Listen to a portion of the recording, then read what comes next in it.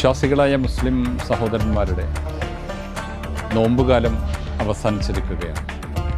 ഒരു മാസക്കാലത്തെ വ്രതാനുഷ്ഠാനത്തിൻ്റെ അടിസ്ഥാനത്തിൽ എല്ലാ തരത്തിലും മനുഷ്യൻ അവരവരാൽ സംസ്കരിച്ചെടുക്കപ്പെട്ടിരിക്കുകയാണ്.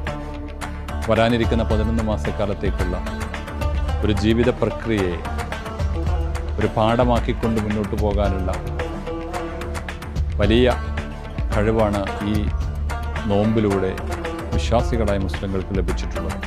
അതെല്ലാം മനസ്സിൽ ഉൾക്കൊണ്ടുകൊണ്ട് ഒരു നല്ല സമൂഹമായി, നല്ല വിശ്വാസികളായി, നല്ല മനുഷ്യരായി ജീവിക്കാനുള്ള ഒരു പ്രവർത്തനത്തിൽ പങ്കാളികളാകാൻ ഈ ആഘോഷം നമുക്ക് ഉപയോഗപ്പെടുത്താൻ കഴിയണം.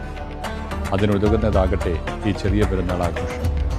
എല്ലാ വിശ്വാസികൾക്കും, എല്ലാ സഹോദരന്മാർക്കും ചെറിയ പെരുന്നാൾ ആശംസകൾ അറിയിക്കുകയാണ്.